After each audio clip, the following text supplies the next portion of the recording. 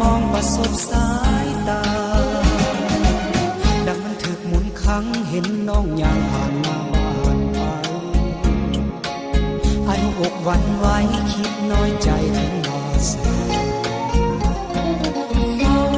หักคนบ้านเดียวเรื่อยมาน้องสวยสูงหาฝันหาแต่น้อง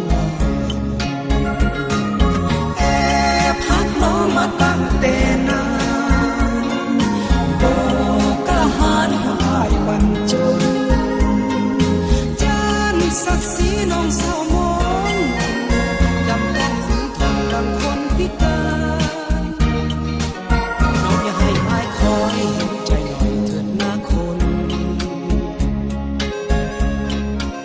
โลกจะหุ่นเหืองสีซื่อหรือดี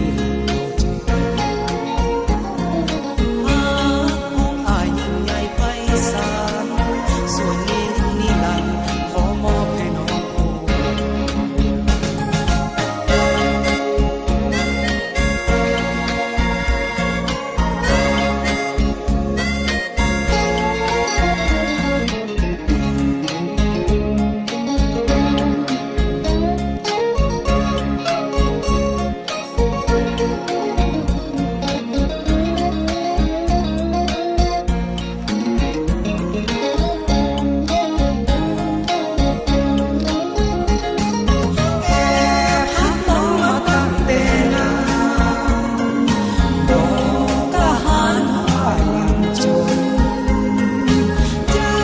ศักดิ์ศรีน้องเศร้ามอง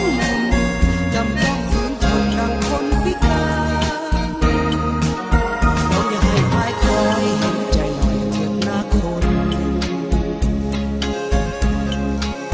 โลกจะหุ่งเหืองสีซื่อหรือดี